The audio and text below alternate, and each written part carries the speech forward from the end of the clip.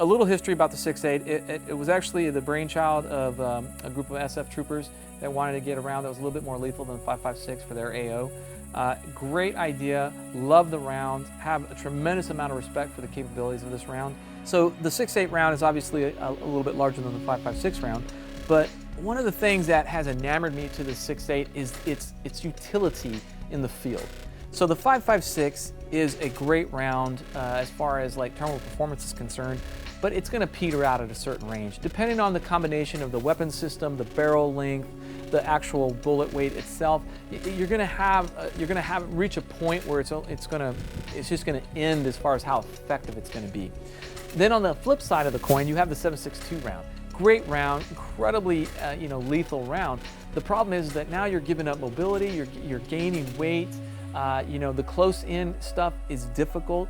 So you've got the 5.56 and the 7.62 on either ends of the spectrum, and I think that's where the 6.8 really falls into its own. Is it does a great job of bridging that middle ground.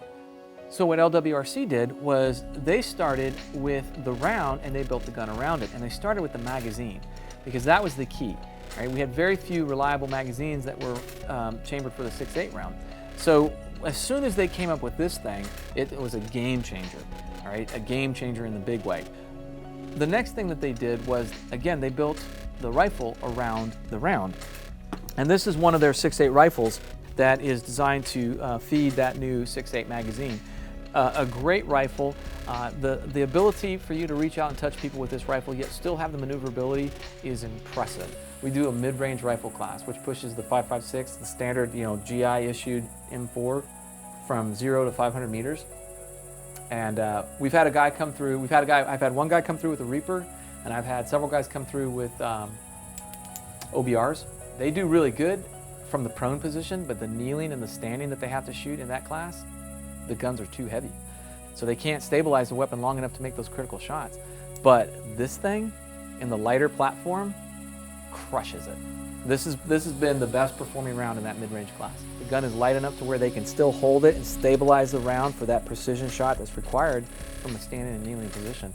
It's just awesome. When we do our baseline drills with 5.56, usually we do a variety of different drills, and what we found was there was a break-even point.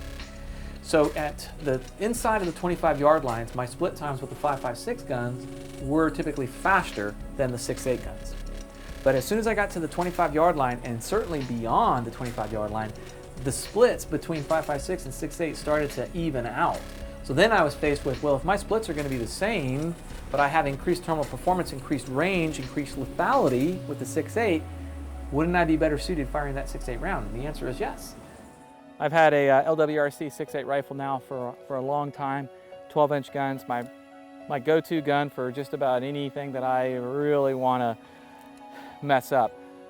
I really do like this 16-inch version of the 6.8. I'm very happy with it. The performance behind the dedicated P magazine is always a plus.